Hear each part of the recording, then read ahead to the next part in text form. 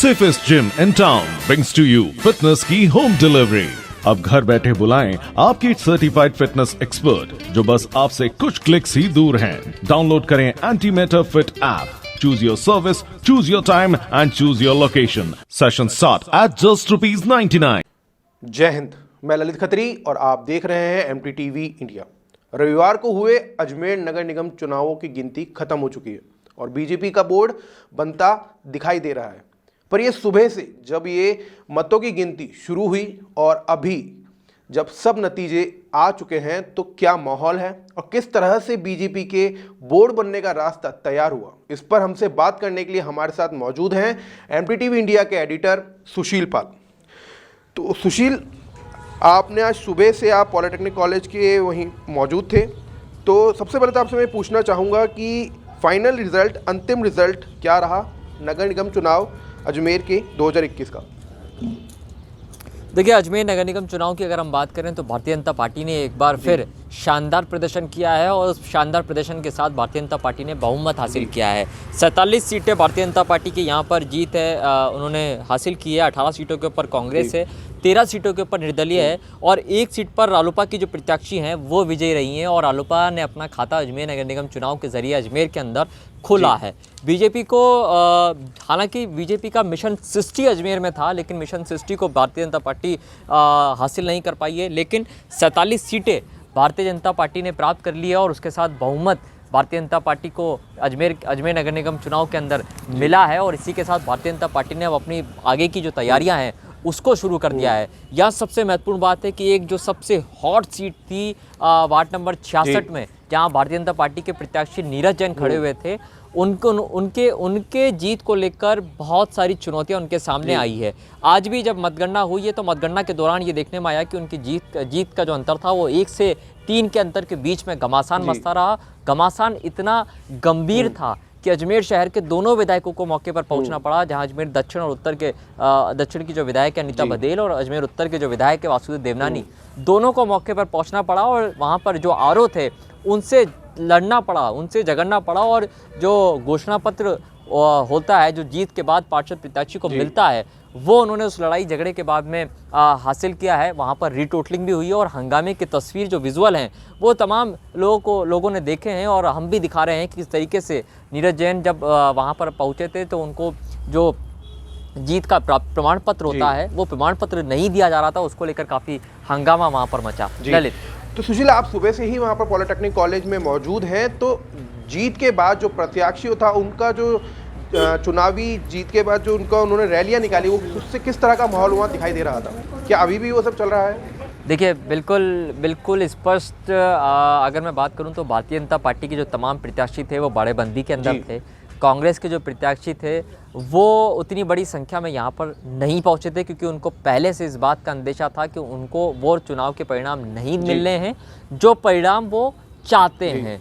ऐसे में यहाँ पर जो संख्या थी वो निर्दलियों की ज़्यादा थी। उसके साथ साथ जैसे जैसे जीत और जिस भी प्रत्याशी को रीटोटलिंग करवानी थी, रिकाउंटिंग करवानी थी, वो रिकाउंटिंग के लिए मतगणना स्थल पर पहुँचे थे, जिसमें भारतीय जनता पार्टी के काफ़ी नेता है। लेकिन आप मान के चलिए कि बीजेपी की ओर से बहुत कम संख्या में प्रत्याशी यहाँ पहुँचे। तमाम प्रत्याशी, जीतने वाले प्रत्याशी बाड़ेबंदी के अंदर इस वक्त मौजूद हैं। इसीलिए जो समर्थक हैं, बाकी समर्थक यहाँ पर ज़रूर हमको दिखाई दिए, समर्थक काफ़ी संख्या में यहाँ पर थे। काफ़ी लंबा जुलूस जैसी चीज़ें शहर की तरफ तो नहीं आई है, लेकिन हाँ, समर्थकों ने ढोल के साथ में वहाँ पर काफ़ी उत्साह मनाया, उत्साह का माहौल था, जश्न हुआ, झंडे पार्टियों के लहराए गए हैं। मंदिर के अंदर जो प्रत्याशियों के समर्थक थे उन्होंने ढोक लगाए हैं और बाकी जो भारतीय जनता पार्टी के प्रत्याशी हैं वो इस समय बाड़ेबंदी में है। कांग्रेस के जो प्रत्याशी हैं जो जीत गए हैं वो इस समय अपनी अगली रणनीति के ऊपर काम कर रहे हैं। उनसे कांग्रेस के जो नेता हैं वो संपर्क में है और कांग्रेस के नेता अब इस चीज़ में जुट गए हैं कि आखिरकार उनको बाड़ेबंदी में रखना है या नहीं रखना है। आपने बाड़ाबंदी के बारे में कहा क्योंकि 2 दिन पहले ही हमको ऐसे सुनने में खबरें आई थी, हमने भी दिखाई थी अपने चैनल पे कि जो बीजेपी के जीत सकने वाले प्रत्याशी है इस पार्षद पद के लिए, तो उन सबको बाड़ाबंदी में लेके जाया गया। कुछ इससे संबंधित कुछ आपके पास जानकारी है कि उनको कहाँ लेके जाया गया है, किस तरह से अभी उनकी स्थिति है और कितने पार्षद जो उम्मीदवार थे उनको लेके जाया गया है, इससे संबंधित कुछ जानकारी है आपके पास अभी?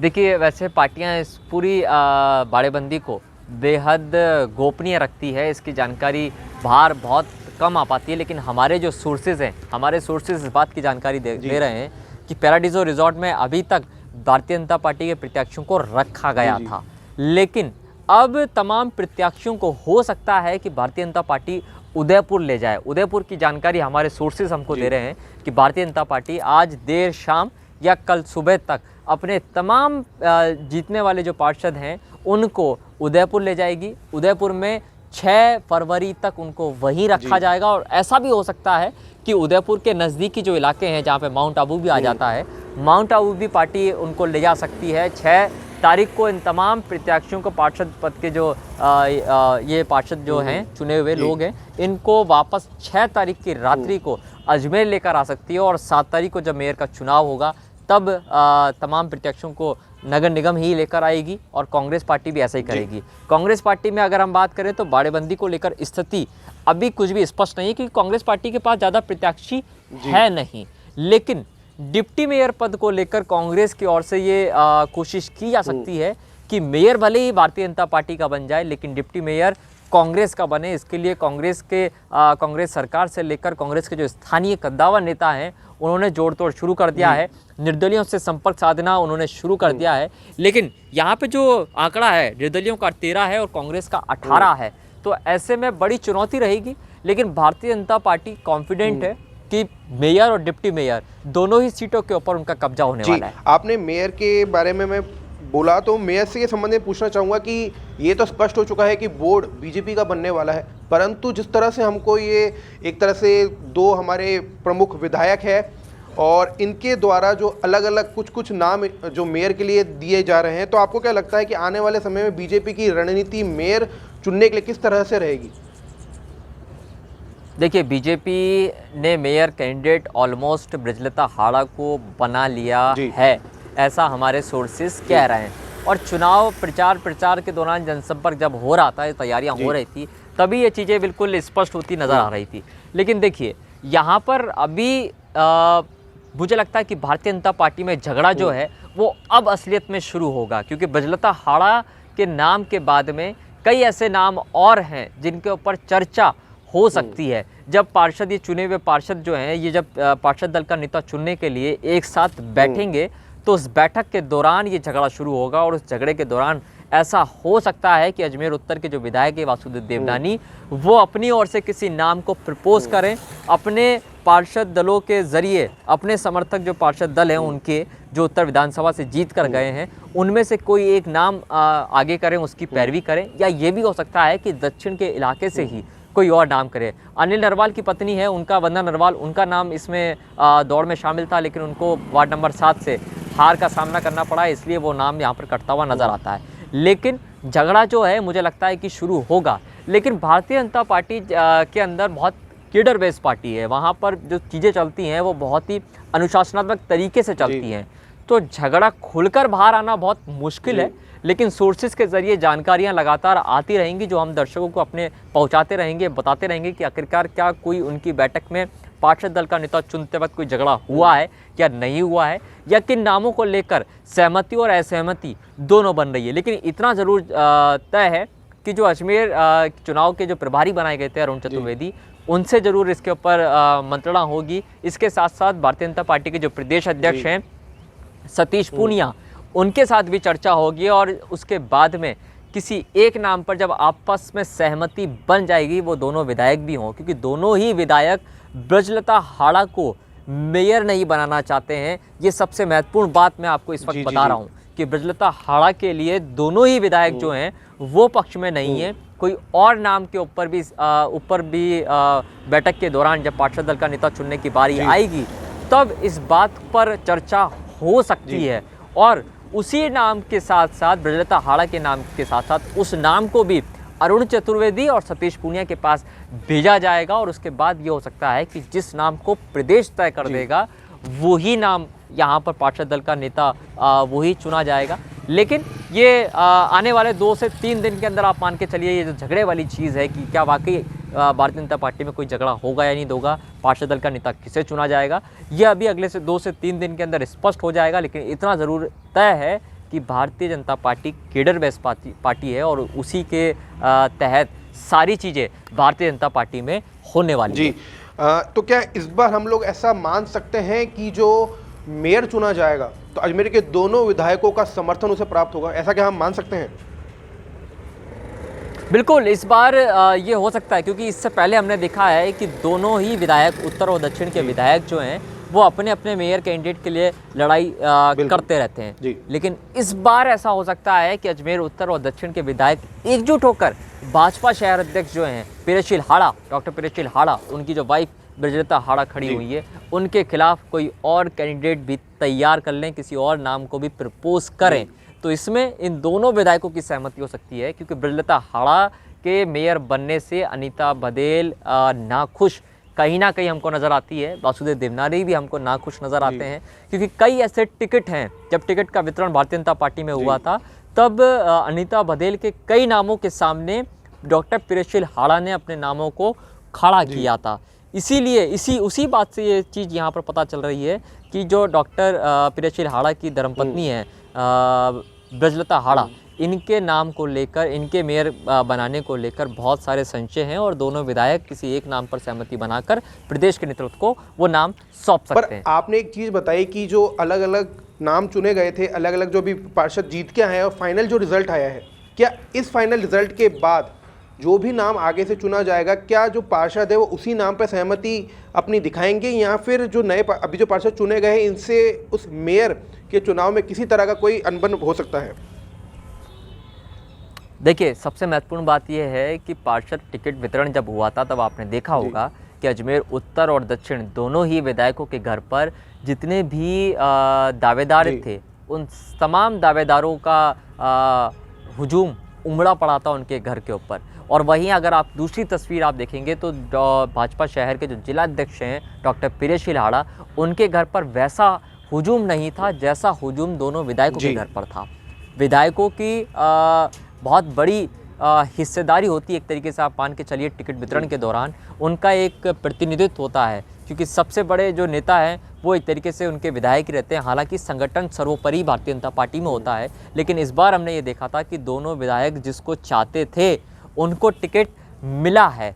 इसीलिए मेयर के नाम को लेकर अगर दोनों विधायकों की आपसी सहमति किसी एक नाम के ऊपर होती है तो उनके चुने हुए जो पार्षद प्रतिनिधि हैं वो प्रतिनिधि अपने विधायकों की सहमति के साथ जाएंगे बजाय भाजपा शहर अध्यक्ष के। जी।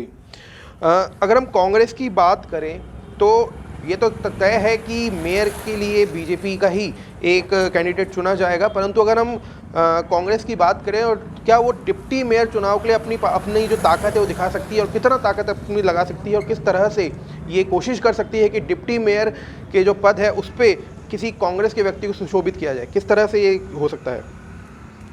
देखिए, इस बात को लेकर चर्चाएं जो हैं वो अब शुरू हो चुकी है अजमेर शहर के अंदर, क्योंकि कांग्रेस के पास ज़्यादा नंबर गेम अब है नहीं। बहुमत स्पष्ट तौर पर बीजेपी को मिल चुका है। नंबर गेम की बात करें तो 18 का आंकड़ा कांग्रेस के पास है और 13 निर्दलीय, एक आरएलपी है।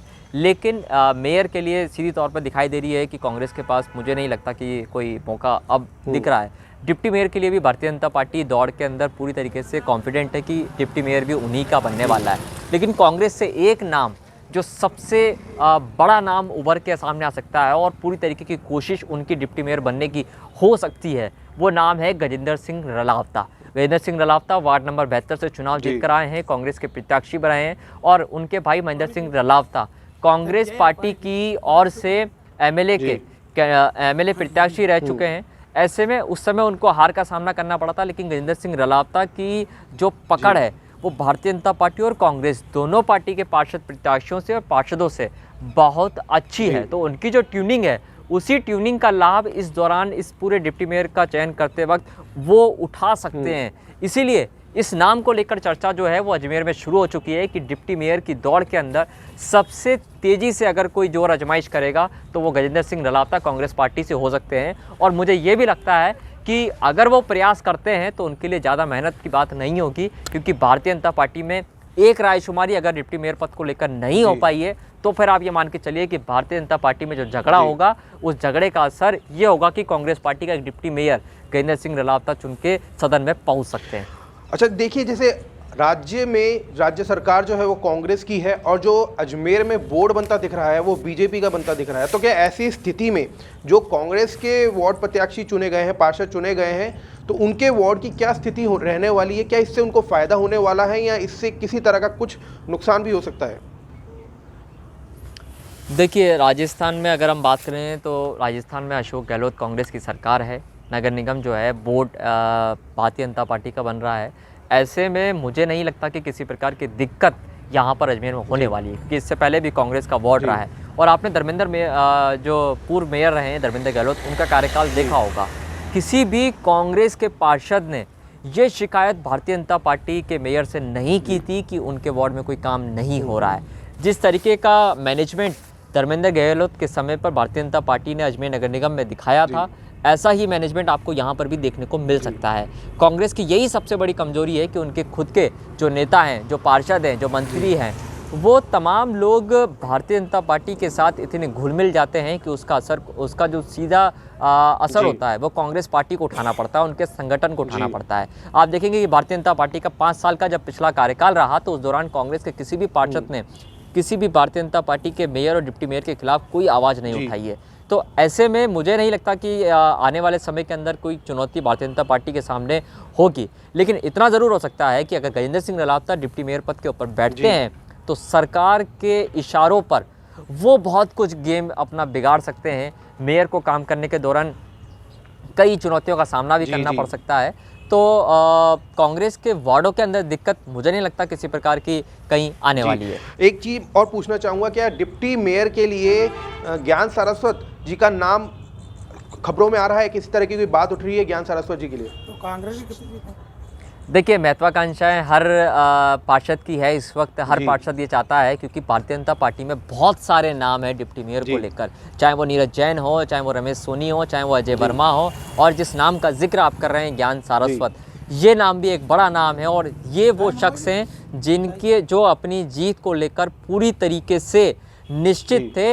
अजमेर शहर के लोगों ने उनको अग्रिम बधाइयां देना भी शुरू कर दी थी। एक चैनल में इंटरव्यू के दौरान उन्होंने ये भी स्पष्ट कर दिया है कि 2023 के होने वाले विधानसभा चुनाव के अंदर भी वो अपनी दावेदारी कर सकते हैं अगर पार्टी उनको निर्देश देती है। ऐसे में उनकी महत्वाकांक्षा बिल्कुल स्पष्ट नज़र आ रही है। डिप्टी मेयर को लेकर देखिए, ज्ञान सारस्वत ऐसे शख्स हैं जो पार्टी से बगावत कर कोई काम फिलहाल मुझे लग नहीं रहा कि वो करेंगे।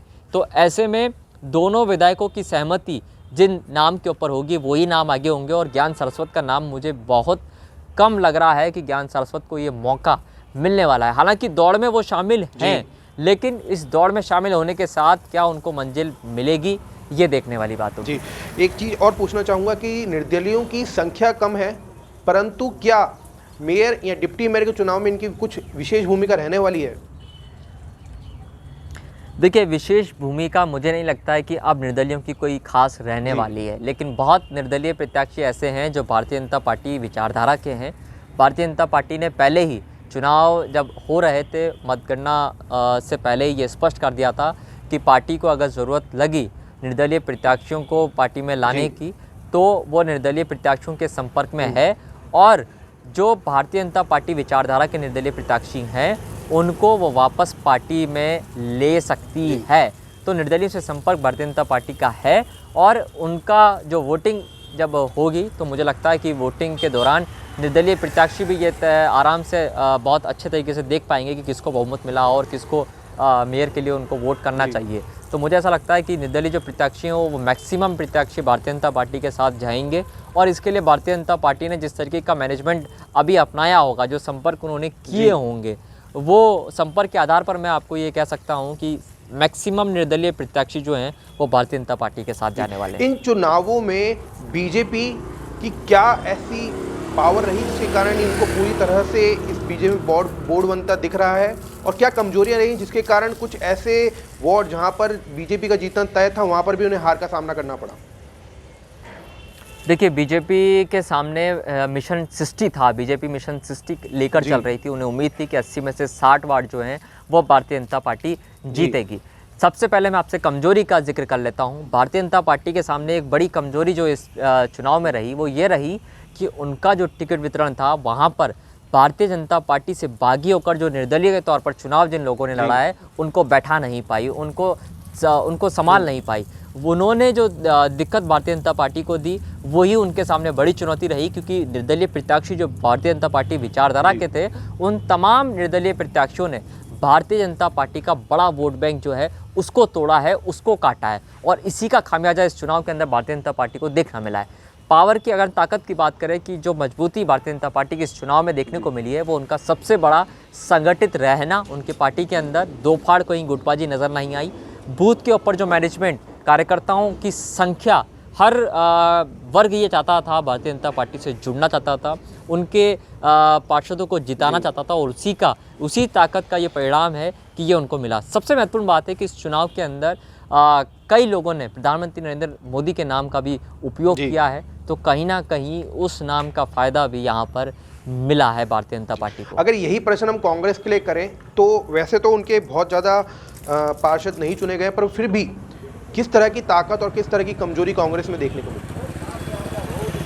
देखिए, कांग्रेस की कमजोरी बहुत सारी हैं। यानी कि कांग्रेस पार्टी का जो टिकट वितरण हुआ, कांग्रेस में जो गुटबाजियां नज़र आई हैं, कांग्रेस के गुट 1, 2 या 3 नहीं है, कांग्रेस के इतने गुट अजमेर के अंदर हो चुके हैं, उसी की बदौलत अजमेर के अंदर कांग्रेस पार्टी का ये हाल हुआ है। दूसरी महत्वपूर्ण बात यह है कि कांग्रेस के प्रदेश संगठन में जब पीसीसी की नियुक्ति हो गई, तो उसके बाद भी अपने पूरे प्रदेश के अंदर और अजमेर का जो संगठन है उसको पीसीसी चीफ खड़ा नहीं कर पाए, और उसी का ये परिणाम है कि यहाँ पर निकाय चुनावों को उस तरीके से सरकार नहीं लड़ पाई, पार्टी उस तरीके से नहीं लड़ पाई अजमेर के अंदर कांग्रेस पार्टी जिस तरीके से उनको लड़ना चाहिए था। सबसे महत्वपूर्ण बात है कि चिकित्सा मंत्री रघु शर्मा की जो निगाहें थी वो केवल और केवल केकड़ी तक सीमित रह गई हैं। अजमेर, एक बार भी रघु शर्मा ने अजमेर का दौरा नहीं किया, एक बार भी रघु शर्मा ने अजमेर के अंदर किसी प्रकार का अपना दखल रखा है। ये सीधे तौर पर ये दिखाता है कि कांग्रेस सरकार का किसी प्रकार का इंटरेस्ट अजमेर नगर निगम चुनाव में नहीं था,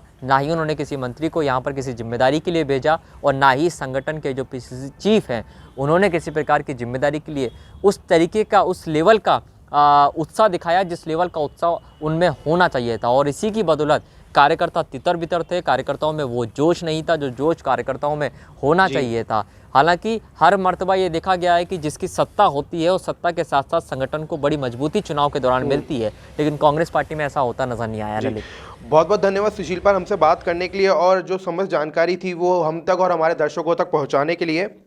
तो ये थे एमटीटीवी इंडिया के एडिटर सुशील पाल, और अब हमें यही देखना है कि मेयर के पद के लिए भाजपा क्या नाम सुझाती है और कौन मेयर बनता है, और साथ ही साथ डिप्टी मेयर पद पर कौन अपना उम्मीदवार खड़ा कर पाता है, बीजेपी या कांग्रेस। जय हिंद, देखते रहिए एमटीटीवी इंडिया।